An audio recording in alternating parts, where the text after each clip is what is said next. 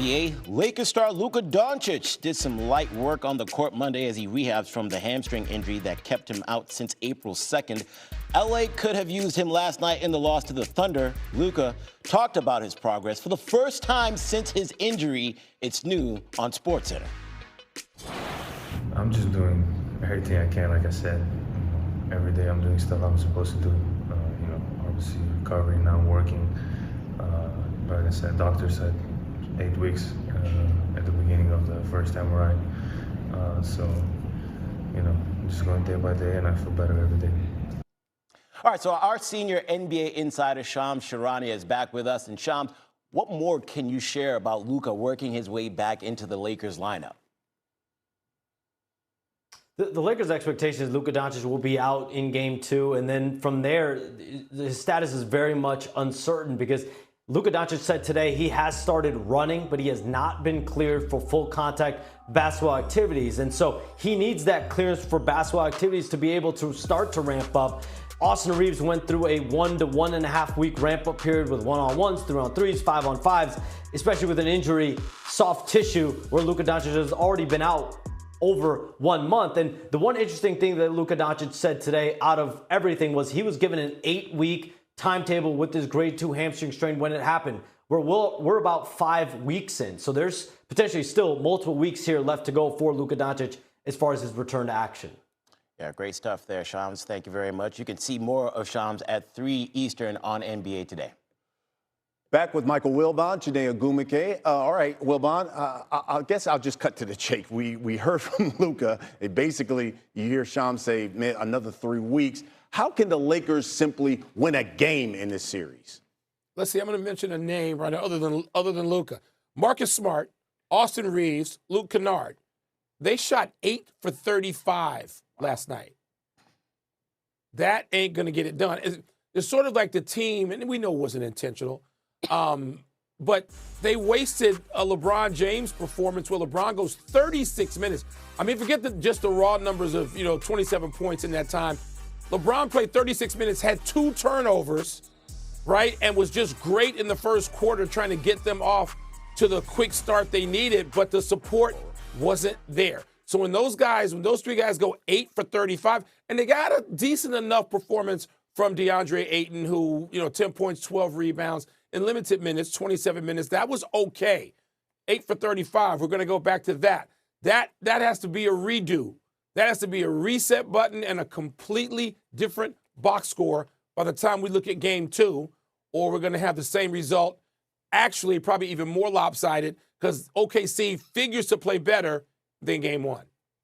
Wilbon, speaking of the box score, I bet JJ Redick is looking at it and being like, yeah, we know Austin's not going to shoot 3 for 16 again. And then he's going to look and say, well, if we can control our turnovers, those turnovers are just the biggest gift you can give to OKC. In the regular season and the postseason, OKC has led the NBA in points off of turnovers at over 20 a game. And if you think about them, I think the Lakers had 17 or so turnovers. I think it was converted around 30 points. So if you take care of the ball, which is very difficult to ask because this is the top defensive team in the NBA, but if you protect the ball, you have no unforced errors, and you have Austin Reeves shooting the ball a little bit better, maybe you have a chance. But to be honest, the thing that could save them, I'm just saying, in Dreamland, are the 33 points of Luka Doncic that are on the bench that lead the NBA. That's the best chance, but right now he's not available. So, yeah, you did waste the LeBron James huge, iconic game, but maybe they just feel like they can play without pressure, and maybe that will yield better results. Yeah, you're right about that. The other guys, the role players, have to step up for the Lakers if they've got a chance in this one. All right, Michael, Janae, thank you. A little bit of breaking news there on SportsCenter, huh? No, and we continue to follow more breaking news in the Sixers-Knicks games. Shams Charania reporting that Joel Embiid will not play in tonight's Game 2 between the Sixers and Knicks due to ankle and hip injuries. Embiid took some shots to the lower body in Game 7 against the Celtics. He played in Game 1 versus New York, but only had 14 points and 4 rebounds in the blowout loss. Okay, let's bring in our NBA reporters. Vince Goodwill, of course, covering the Knicks. Our Tim Bontemps, he's covering the Sixers. And Tim, I got to start with you, man. What can you tell us that Philly, what adjustments are they going to make now that Embiid's out here in Game 2? Well, Brian, the good thing for the Sixers in this situation is that they've had a lot of experience playing without Joel Embiid, including the first 3 games of their first-round series victory over the Boston Celtics. And one of the games that they played in that series was Game 2. Same situation they're in right now, coming off a blowout loss in Game 1, playing on the road in Game 2. What did the Sixers do in that game?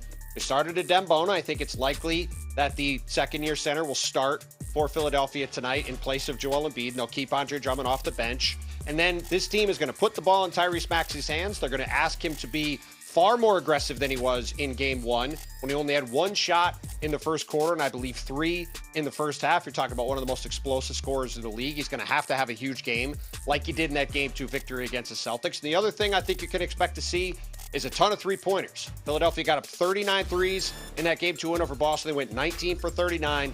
And in these playoffs, Brian, when the Sixers have hit shots, they've either won or the game has gone right down to the end. When they did not hit shots, like Game 1 of this series, they've gotten blown out of the gym. So the most important thing is Philly's offense has got to get going, try to get its legs and energy going, and we'll see if they can do so in what's obviously a tall task, trying to win Game 2 at Madison Square Garden tonight without their superstar center in the lineup. Yeah, and as you pointed out, I mean, they played the first 3 games of that Celtics series without Joel Embiid, so it's not something that they're strangers to. Okay, so Vince, no Joel Embiid. I'm thinking if you're Karl Anthony Towns, you're like, oh, let me cook tonight. So what about the Knicks? What should we expect from them in Game 2? Well, you would think that, right? But let's start on the defensive end. When Josh Hart was asked about it a couple days ago to start the series, he was talking about VJ Edgecombe and Tyrese Maxey being a lot faster than CJ McCollum. And he said, you know what? Hopefully the officials give me a lot more leeway to be physical with these guys in this series because they're so quick and so athletic. And you got to see a lot of that quickness and athleticism negated in Game 1 because Philly was forcing the ball to Joel Embiid. You wonder now with that situation being sort of cleared up a little bit, at least for one game, if you're going to see a more aggressive Tyrese Maxey and VJ Edgecombe getting in the open floor. And subsequently, with the way that the Knicks played, it's almost an example of their continuity. Their 4 best players have played 900 minutes this season together. Philadelphia's 4 best players, 360 minutes this season. You got to see a lot of that continuity in Game 1 of that series. And honestly, in the last 4 games of the playoffs, the Knicks have shot 63% against Philadelphia in Game 1. 50 from 3. I think that's why you got to see the blowout. The game was pretty much over by halftime. Yeah, you're right about that. Vince Goodwill, Tim Bontemps, thank you very much. Scooby? Let's bring in our sports betting analyst, Aaron Dolan. And Aaron, Knicks jumped from a 7.5-point favorite to 10.5-point favorites after the Embiid news. Which player are you eyeing in tonight's game? So I'm staying away from the spread. I'll be looking at a player prop, more specifically Tyrese Maxey to go over 2.5 made threes. Just like Tim Bontemps has talked about, expecting more threes for the Sixers tonight. I expect the same thing with some positive shooting regression. They went 11 for 30 from 3 as a team. But if you look at Tyrese Maxey, he went 0 for 3 from the 3-point line. And on top of that, had his worst shooting performance so far the postseason with just 13 points. And the key here is, since it was a blowout, he only played 27 minutes. So the opportunity should be there in Game 2. And with Joel Embiid sidelined, I liked this bet even more. So again, Tyrese Maxey to over 2.5 made threes. All right, Aaron, we'll talk to you later about Spurs Timberwolves Game 2 as well. So stick around.